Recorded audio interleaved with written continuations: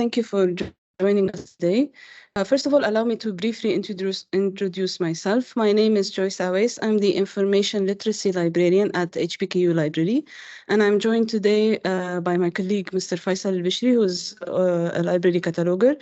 And we are glad to be with you today to introduce you to our resources and services that are offered in support of your educational and research efforts throughout your years at HBKU. The session today will be focused, as it says in the title, on the resources as well as on the services that we offer for you. During the session, if you have any questions, please feel free to just ask. You can use the voice, you can use the chat, whatever you're more comfortable with, feel free to use it. And if there's anything that is not clear enough or you'd like to elaborate on it or clarify a certain point as well, do not hesitate to let me know. I will be more than happy to answer any question or concern you might have.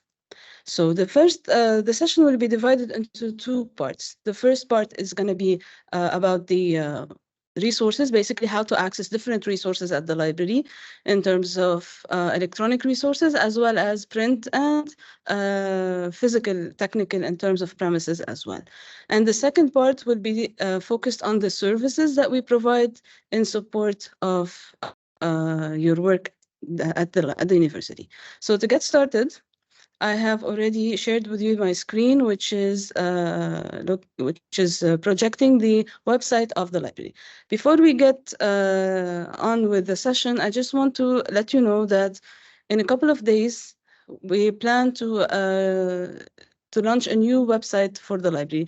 Now, when it comes to the new layout, it's the upper part where we have the box and the image, it's going to be the same. The lower part related to the services will be updated. However, it will be improved and very user-friendly. So I think you will be comfortable in locating the services on the new layout. That said, let's start with the resources of the library. So on the website of the library, you can see we have the main search box on the upper part of the website where you can access different portals. So we have different tabs that represent different portals through which you can search for different kinds of information resources. Starting with the search, which is the general search tab. It's very comprehensive.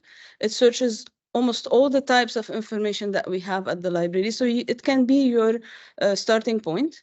We also have the library catalog, which is specific for the items purchased and owned by the library, and more specifically, the print books that we have at the library. So if you're looking to search for a print book, you can refer to the catalog.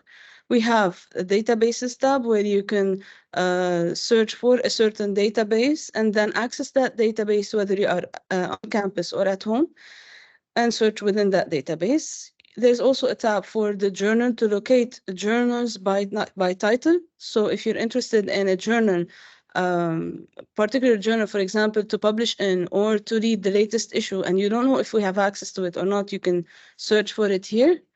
And the tab for articles is where you can search for articles by title.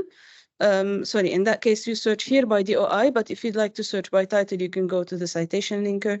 And finally, we have an access point for Google Scholar, which is, as you all know, I'm sure you've all used it already, but there are some additional benefits that you can use through Google Scholar that we will demonstrate shortly. So this is in brief the search box that we have currently on our website. Let's see how each tab works. Starting with the search, I'm going to take a random keyword, let's say Islamic finance, and see how we can search for resources available, whether for your own personal reasons or for your thesis, for your literature review, and any other purpose you might come across. So when I search for using the keyword Islamic finance, you can see that in this platform and any other database, you have the results in the middle and you have the filters on the left side. The filters are very helpful to reduce the amount of number of articles that you get as a result so that you can have more focused results and more relevant results. In this case, when I look at the filters, for example, let's say I'm interested in limiting to books and ebooks. So I look under content type, and I can click on the search box, on the square box next to book and ebook. And this way, my result decreased from 50,000 to almost 900 results. So these filters are very helpful to make your search more narrow and more focused, more relevant, instead of having to browse through a large number of results, especially that this portal is very comprehensive. So it will search not only the library, but also the web, and it will give you a lot of possible resources. Therefore, here we limited to only books and ebooks. What I would like to bring to your attention is that in addition to having the title and the author and the publication information, there are some points that will help you access these resources that I would like to highlight. First of all, you see here we have different types for this particular title. For example, we have an ebook and we have the book, which means that this item is available in both formats, one as an ebook and also as a print book at the library. So to access the ebook, all you need to do is click on full text online. And if you'd like to access the book physically in your hand and you'd like to borrow it from the library, you're going to need to read this information. Now, for this information, it says lib use only, which means it can only be used within the library. So it cannot be borrowed in that case, but you can, of course, scan, photocopy, read, or take pictures of that book inside the library. If you look at the second book, it says available, which means you can borrow this book from the library. However, if you come to the library with the title of the book, you will not be able to find it on the shelf. So what you need to do is get this number or this code that you see after available, for example. It says HG3368, etc. So this is specific for each item at the library. So it's a unique code. We call it the call number. So it's specific for every item. All you need to do is have this call number when you come to the library to borrow the book. So in that case, if you have a title, if you have an author, if you have an idea in mind, a topic, you want to see if there is a book about this subject, for example, all you need to do is search on the system to see if we have that book. And if we do, you get the call number and you come to the library to borrow the book. Now, if you keep scrolling down, in some cases, for example, we might not have the book, but it might say, let's say, a citation online. I'm trying to see if we can find one. Okay, number 11. So it says here citation online, which means that the book is not part of our collection. However, it is showing in the list of results because this portal also searches the web in case you would like to request it or order it. So it will show up on the result. But when it says citation online, it means we do not have this item. Let's take, for example, accessing ebooks. Let's try to access ebook number 9. So when I click on full text online, it has taken me to a platform called ProQuest eBook Central. Now, usually when you download ebook, and I'm pretty sure you have downloaded already ebooks from different places, the easiest thing would be to download either the whole book as a full chapter, a complete book as a PDF, as a PDF file, or to download chapter by chapter as a PDF file. Now, in the case of this platform in particular, there are some restrictions. So this is a platform that it's a little bit different than the other publishers or the other ebook providers. Here it says you can read online. So to read online, there are no restrictions. However, to download, you can see that here it says you can get up to 100 pages to download, but more than that, you will not be able to download. So there are some limitations in terms of number of pages. But if you want to download the whole book, you're going to need to, let's see. So it asks us to create an account. If I want to download only a chapter, and I click, for example, on chapter 1, it will also ask me to create an account. So this is a must if you'd like to download any part of the book or even the whole book online. So to create an account on this platform, it's a very easy process. It's very short, very brief. Let me show you. So for example, I click on download PDF and I create an account. This is all the information you need. So only your name, your last name, first and last, email, and password. It's very short, very brief. If you are outside the university, instead of create an account, it will say request an account, and you just fill out the same information and the librarian will approve it as long as you use your HBKU email address. we will approve the account, and you'll be able to log in and benefit from the download. I'm going to sign into my account here. And this is the book. So if I want to download the whole book, I click on download the book. So it will ask me for what type of device I'm using. So in my case, it's a laptop. The second question will be, and this is where it's different from all the other platforms. It asks if I have what it's a software called Adobe Digital Editions. So this is like an ebook reader software. Similar to iBooks or Kindle or any of the sort. You need to download this software. It's safe. It's provided by Adobe. So you can just download it, and then you can read the ebook offline on your device for a certain period of time. And here you can select the period of time that you need to have the book available for you, and you can download the book. Although it says here PDF, but it's not the regular PDF. It's the PDF version within Adobe Digital Edition that you can use. So in that case, you just download the file and you can open it within Adobe Digital Edition, and you will have the book accessible for you during that period of time that you select from here. Why am I showing you all of these steps? Simply because most of our ebooks are acquired through this platform. So at some point, if you look for ebooks, you might encounter this platform, and I would like you to be familiar with it, or at least to know the basics, which is that you need to have an account, that you need to, in order to be able to download either chapters or the whole book.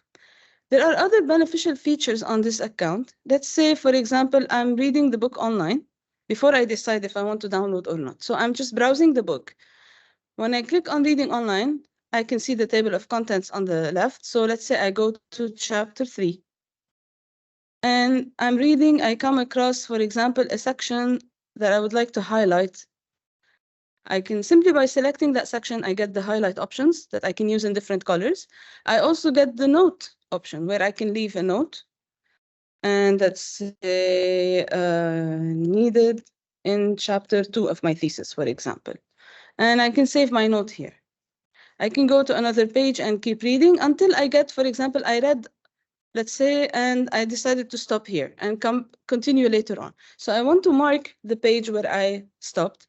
I can simply click on the top corner of the page on the plus sign. And this way I bookmarked this page. And all of these annotations that I've done, let's say either bookmark or highlight, let's say I highlighted this one in pink, they are saved automatically into my account. So once I have my account, I can go back to these annotations that I've left very easily, simply by going to the bookshelves on the top of the page. So when I click on bookshelf, you can see the book is highlighted, or any book that I've checked is already highlighted here. So this is my book, and these are my annotations that I can access directly by clicking on the link for these annotation, and the link will take me to the first annotation that I have. However, if I want to access the others, all I need to do is click on the star here on the left, and it will list all the annotations that I have in this book. So I can go directly to the bookmark sign where I want to continue reading, for example, after this page, and I can continue reading.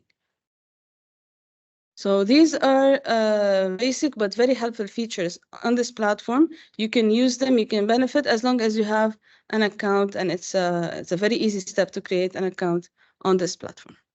Does anyone have any questions in this regard? Sorry? Yeah, when it says citation online, it means it's not available, whether it's an ebook or a journal article or any other type. Yeah. As long as it says full text online, it means it's an electronic resource that you can download. Or if it's a print resource at the library, it will give you the call number. So you can get the call number and come to the library to borrow it. Okay, great. So since we have no questions, I'm going to close this platform and go back to the results page on this website. You can also here, if you remove the option of books and ebooks, you can also limit to journal articles, for example, which is needed for the literature review, for let's say, and you can choose to have scholarly and peer-reviewed articles as well. So this way, your resources will be as you specify them to be. You can also limit the date range. let's say in the last 5 years, if you want recent resources. And you may also limit by other filters, like, for example, language, only English. And the more filters you add, the more decreasing your results will be. So here I can see when it says citation online, it means we do not have these resources, and full text online means this article is accessible through the library. Now, in case of any technical issue that you face trying to access an article that is supposed to be available and it doesn't open, directly email the library or email me, and we will investigate to see where the technical glitch is happening so that we can fix it and send you the article. In case the article is not part of our collection and it says citation online, I will show you later on through the services how we can support you and how you can request that article to be sent to you by email. So don't worry about that. Even if it's citation online, we can still help to get you access to that article in a way or another. Okay.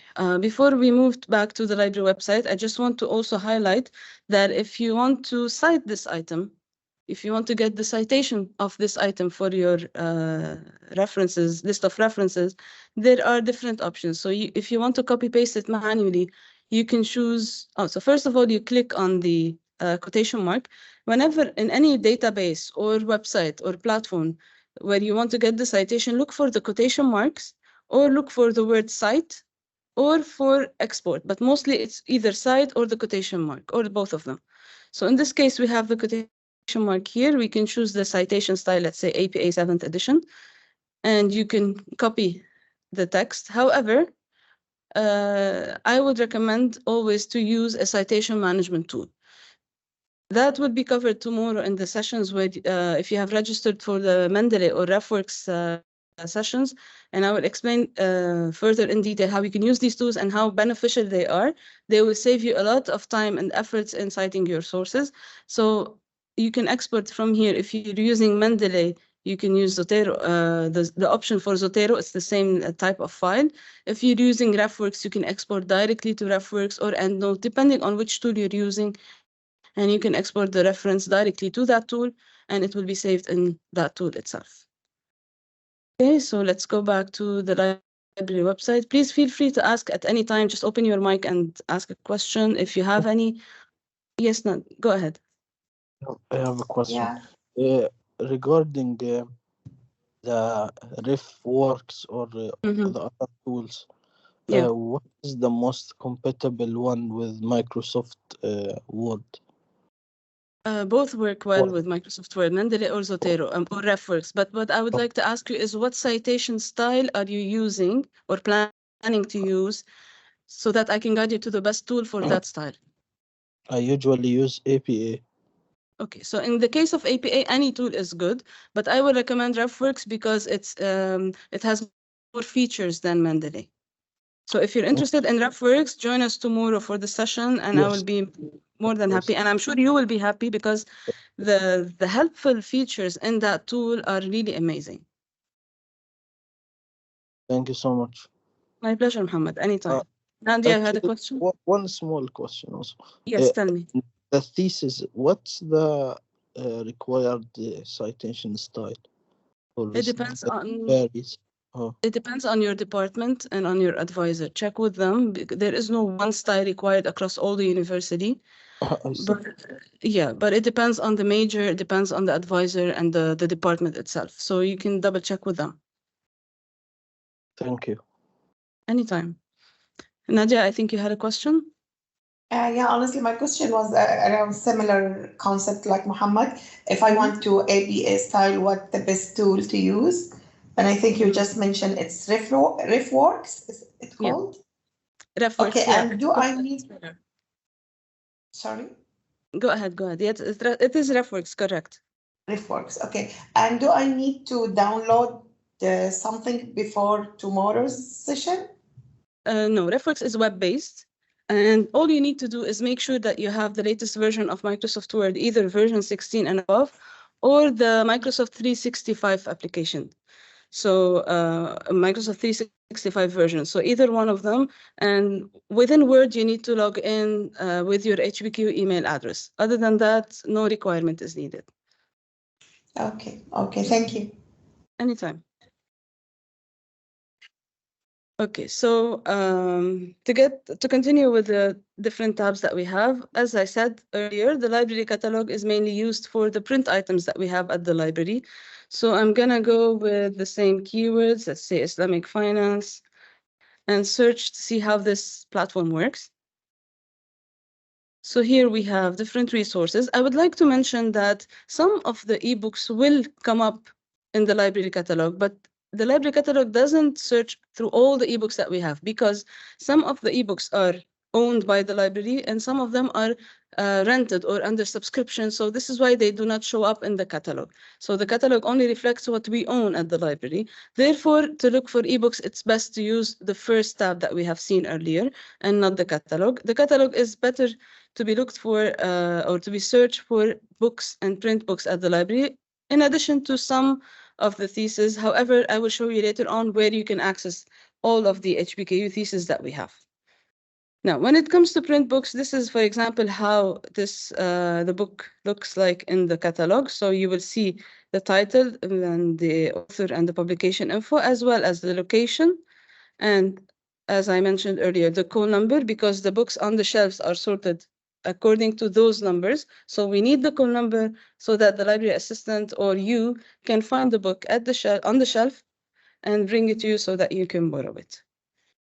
Okay, so this is basically how it goes. If you click on the title of the book, it will show you additional information about it. So feel free to look into the subject. Sometimes, if available, we can provide a table of contents so that you can have an idea about the book if you're not at the library and you want to see what are the chapters, for example, and so on. You can go over the information provided on this record on this platform for this record or any other record that we have.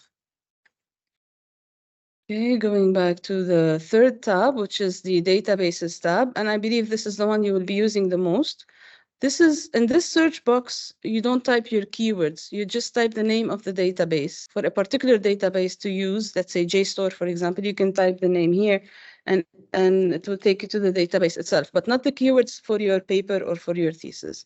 However, my recommendation will be, especially at the beginning, to browse all databases to discover and see what databases you can access through the library here. So we have around 268 databases, plus or minus. Sometimes they increase, sometimes they decrease, depending on the subscription, but let's say around that number. And we have also sorted them by subject.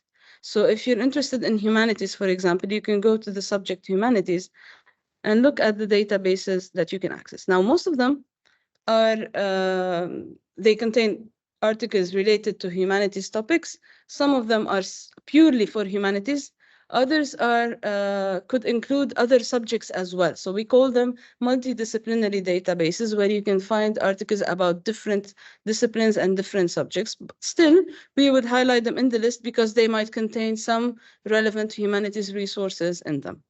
So let's say, for example, JSTOR, you can click on the database and access it from here directly. If you are outside the university or off campus, you might be, in some cases, prompted to enter your username and password. That should be fine. And then you'll be able to access the databases. Most, if not all, of the databases are accessible in both ways. Yeah, whether you are here at the university or whether you are at home, you can still access them.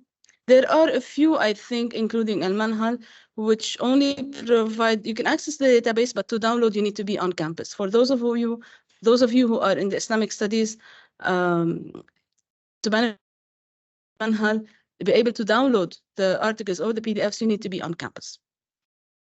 But you can search the database. However, you will not be able to download unless you get to the university. Okay.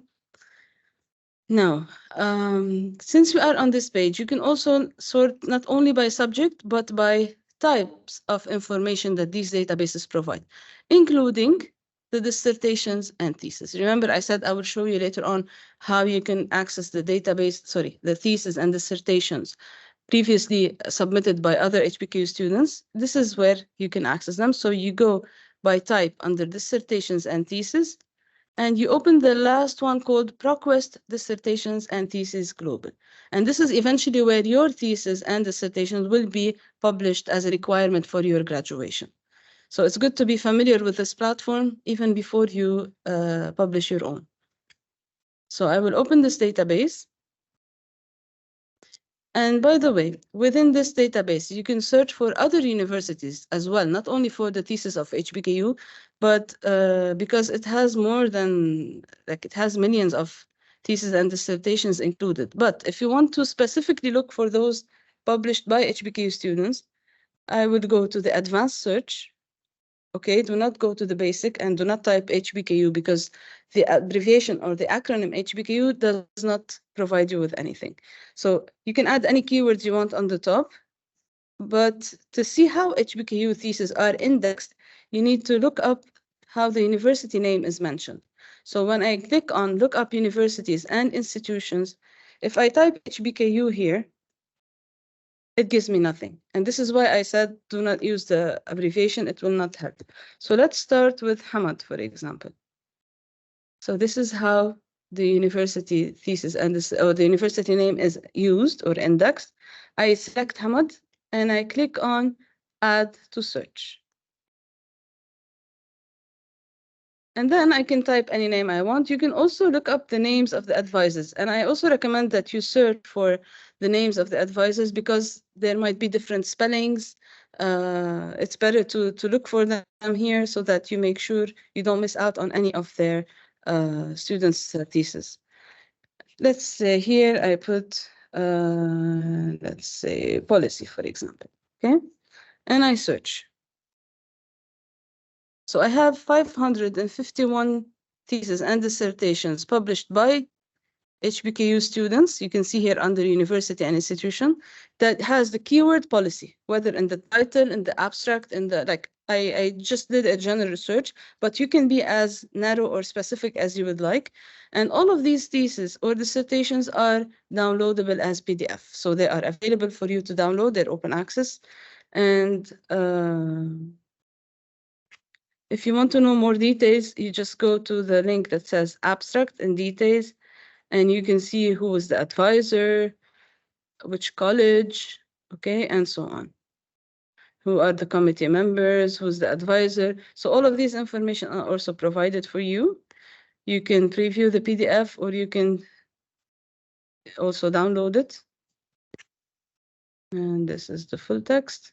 So here you can download the thesis in PDF. If you want the citation, notice here it has the quotation mark as well as the word cite. So when I click on cite, here you can choose, let's say, the APA 7th edition. You don't need the annotation. You just take the regular APA 7th edition. And you can copy it manually, which, again, I do not recommend that you use.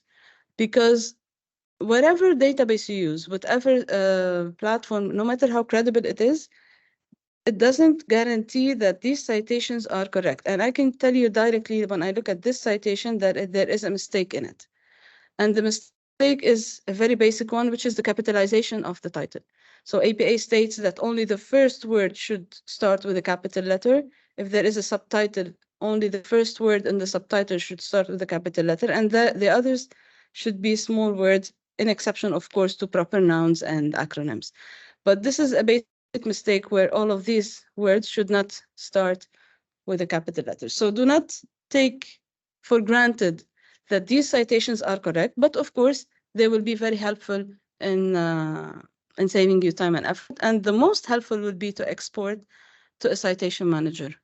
That would be even more helpful than just copying and pasting. Okay, so any questions related to the thesis, or do you want me to repeat any step? Is it clear? Okay, I assume it is. So I'm going to go back to, okay, so in terms of databases, I encourage you to browse, to explore the databases related to your fields, to get acquainted with them, to get familiar with them. And if you have any questions later on as you search within these databases, please feel free to reach out. The fourth tab is the journals tab, and here we search by journal title. Okay, so if you know a certain journal, let's say Journal of Islamic Economics, for example. You search by name, or you can also browse as well. And you will see here the details related to it. If the journal is available, you can see this is, let's say it's starting with economics, so this would be it.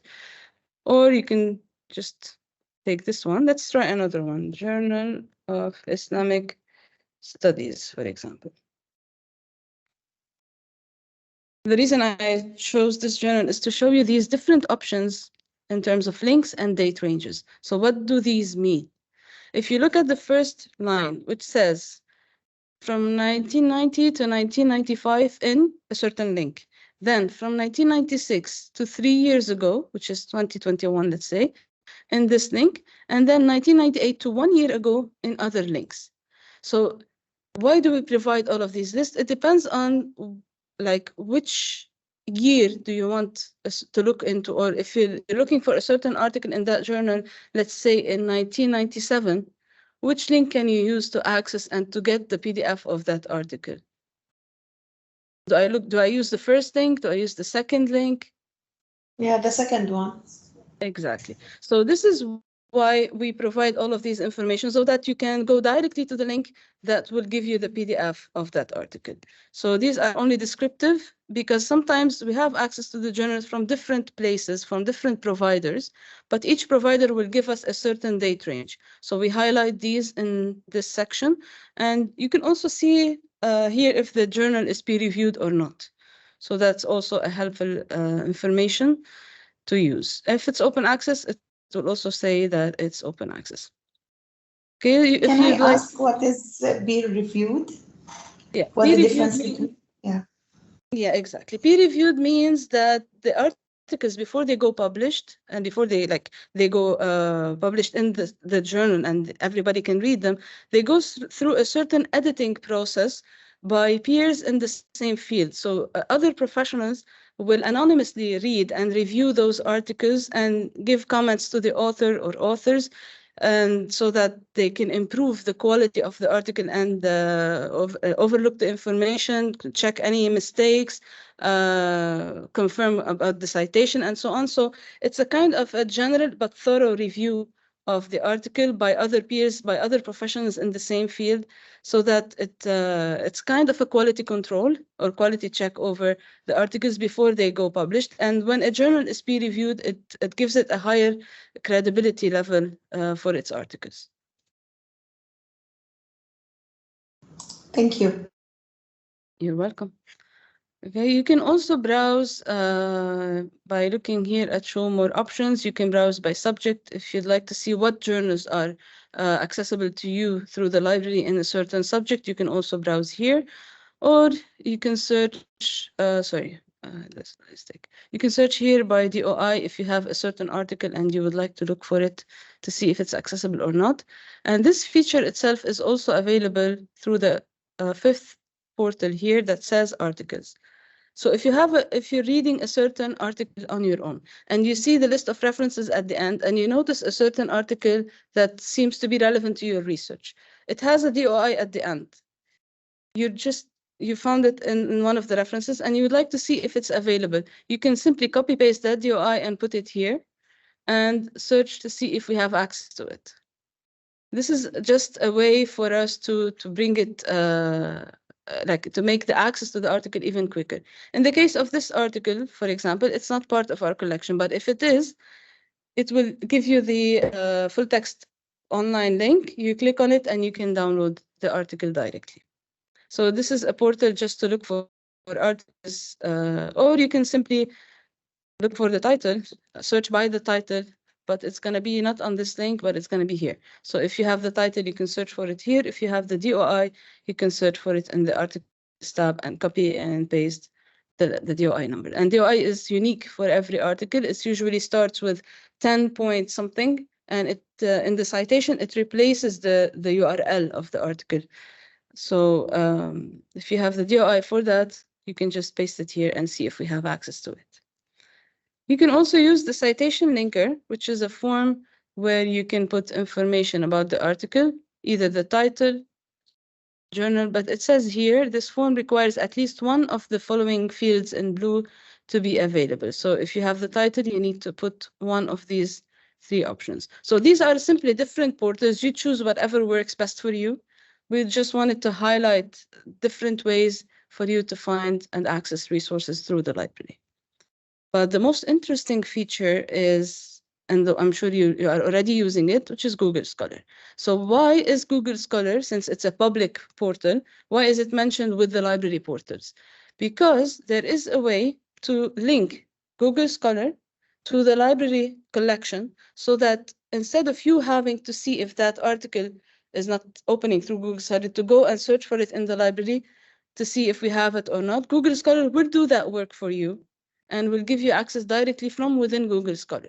So it will save you time and effort. To do that, you just need to link Google Scholar to HBKU Library Collection, and we will see how this magic works. So when I type here, let's say food security. And you have the instructions and the link here, but I'm just going to go with them, with you through them step by step. So I search for a random topic and keyword. You notice here there are some articles that do not have the PDF available online, like this one, for example. Sorry, this one. So if I want to see if this article is available, I have to copy, go back to the library website, search for it in the portals that we have, and it's going to be like different steps and multiple clicks. How can I link Google Scholar for Google Scholar to do those steps for me? I just click on the 3 lines in the top left corner and go to settings. And under settings, we have here it says library links. So I click on it, and here you can type HBKU. When you type HBKU, Hamad bin Khalifa University will appear automatically, and it will be selected.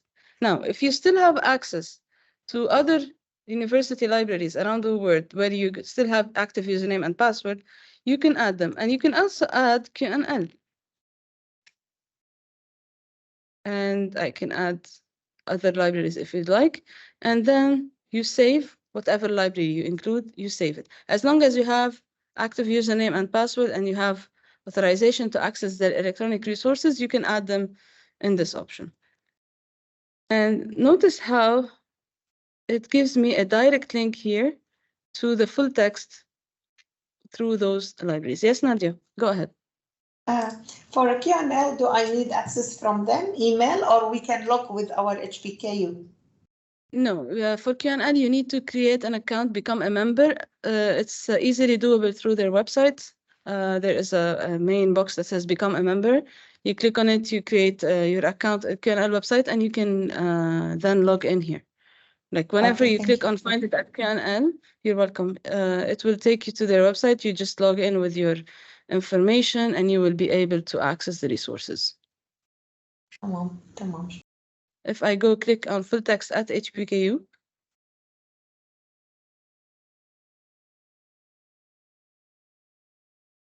you see here I have the full text online. I can go directly and look and access the PDF of that article. Now, of course, we will not be able to cover all of the articles. For example, this one doesn't show neither through QNL nor through HBKU, unfortunately, but you can still, I'll show you in the services how you can access that article and request it from the library. Any questions in terms of resources before I move to the services?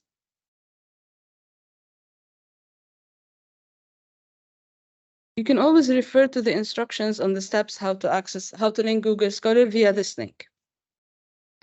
Now, in terms of services, the basic service of any library around the world is to borrow books, right? So how many books you can borrow? Does anyone know? Yes, correct. So your colleague here has said 5 books, which is true. So to remember those information and to see more information about that, we go under circulation services. So when I click on circulation services, you can see all of the information about the borrowing privileges that you have. As a student, you can borrow maximum up to 5 books at the same time. So if you return one, you can borrow another one. But at the same time, you can get up to 5 books for a period of 10 days. If you need to renew, if you need to extend that period, you can renew online, and you have the link and at the bottom of the page, or even at the top of the library page that says library account. So this link is particularly for the books that you borrow or request from the library. You can benefit from this account. You click on it, you type your username and password. I just changed my password recently. And currently, I don't have a book under my name, but it will show up here. So all you need to do is select the book and click on renew. It's very straightforward, and it's not confusing at all. Okay, so these are the informations here. You can renew online up to 2 times, and the system will show you how many times you have renewed online. And it will also show you the date where you need to return the book. So it will give you the due date, it will give you the number of renewals, all under your library account.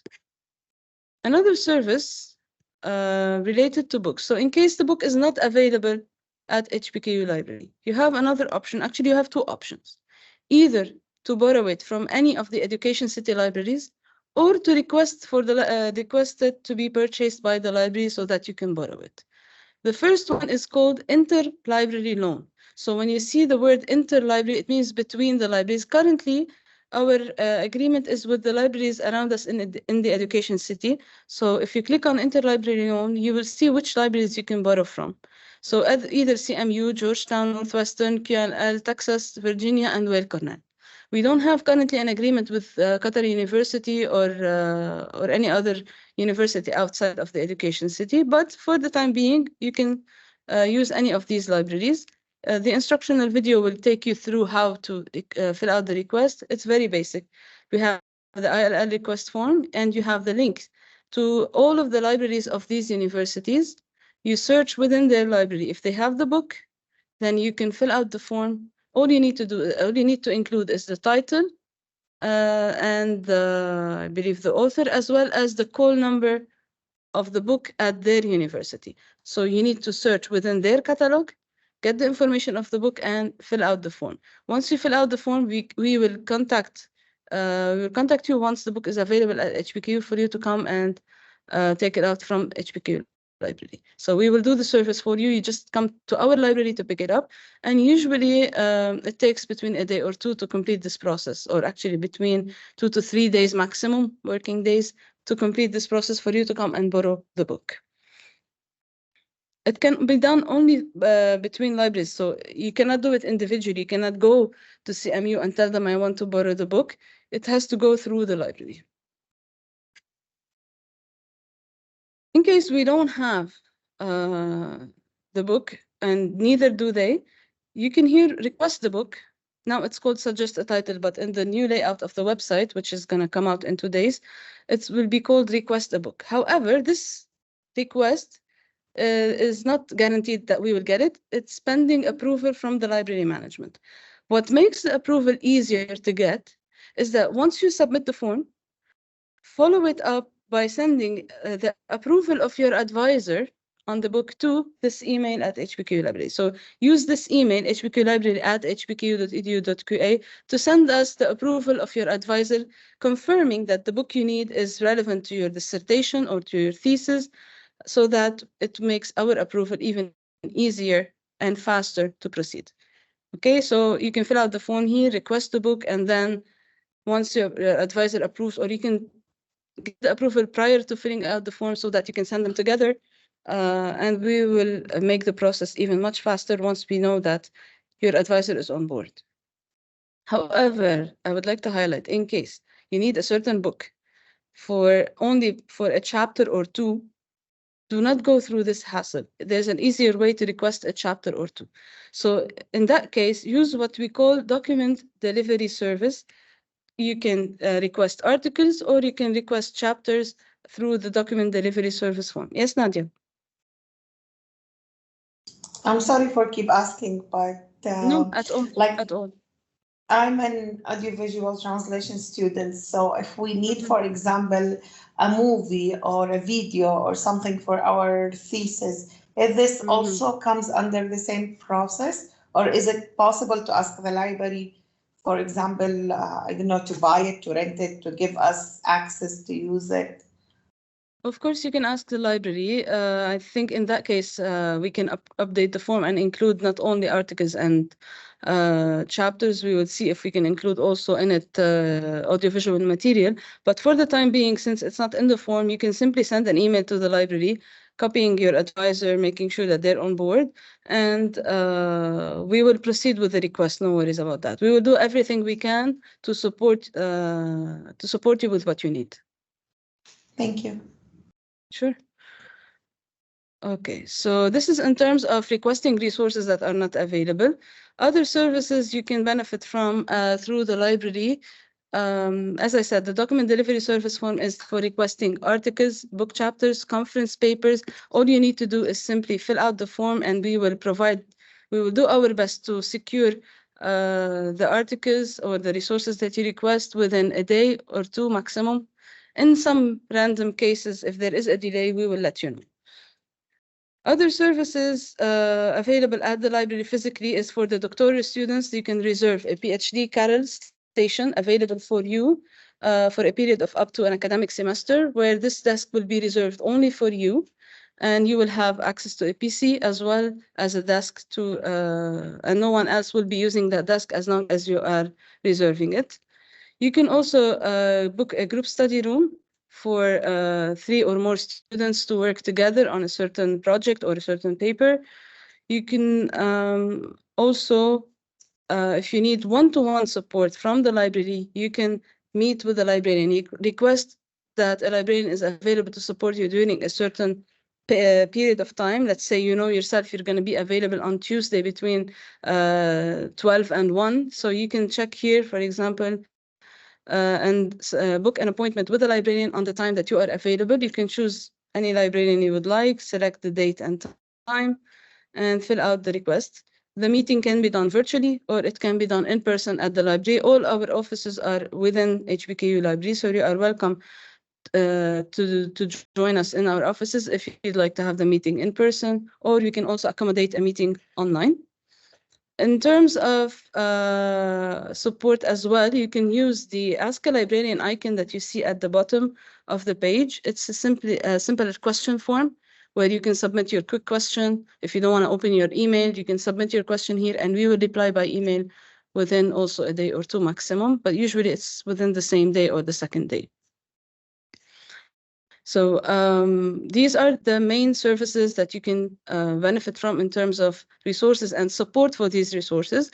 However, I would like to highlight the research guides tab here, which provides you with a list of digital guides tailored for different purposes and different reasons. Some of them are resources, like, for example, Humanities and Social Sciences Resources Guide, where you see a listing of or compilation of different resources relevant to those majors. You can also look at the guide that says linking Google Scholar to HBKU Library, which we have done earlier. There are also guides related to the citation management tools that we mentioned, Mendeley and RefWorks. We have one here for Mendeley and one for RefWorks. We also have a guide for QNL membership, how you can create your membership at QNL. So Nadia, if you're interested, you can check out this guide and create your membership. There are other guides that I advise you to, or I encourage you to go and browse them as well. The one that covers most of the points that we have discussed through this session, so you can consider it as a handout, is the one called Search HBKU Library. So this tip guide provides description of the main tabs that we have and the information that I have covered today. The guide is divided into two main parts. The first one, it describes each portal and how you can search each portal. Also, it shows you how you can find and look for information by type, depending on your needs. So if you need to look up articles, you can just go and, okay, for some reason I have to check the link. Sorry about that. So it's a LibGuide called Search HBKU Articles. And if you click on articles here, you can just see the different ways where you can search for articles. So this is kind of a handout or a reference guide that you can refer to at any time when you need to. And the last point is the citation management, which we will cover tomorrow in the two other workshops that we have for Mendeley and RefWorks. Here you can access the RefWorks as a tool, and you can access the LibGuide for RefWorks as well, Mendeley and Zotero. Those who are joining us tomorrow for RefWorks, if you are planning to use any citation style that requires citing in footnotes, RefWorks will not be helpful. Refer to Mendeley. Other than that, you can use RefWorks for any other citation style. So APA, MLA are fine with RefWorks. But if you're using Chicago author date, that's also fine with RefWorks. But Chicago notes and bibliography, it will not be helpful to use RefWorks. Use Mendeley in that case. If you are a College of Law students, it's best to use Mendeley. RefWorks will not be very helpful for the time being. So this is the only restriction in terms of citation tools. Other than that, you are welcome to join both sessions if you'd like and see the difference between the two tools, and then you can choose whichever works for you better. If you'd like to visit the library at any time, the library opens from 8 a.m. till midnight on the weekdays from Sunday to Thursday. On Friday, we close. And on Saturday, we open from 10 to 5 p.m. You are welcome to visit us in the Minaritain building, the Education City Mosque building, and we will be more than happy to welcome you, and we wish you the best of luck in your research work and in your studies as well.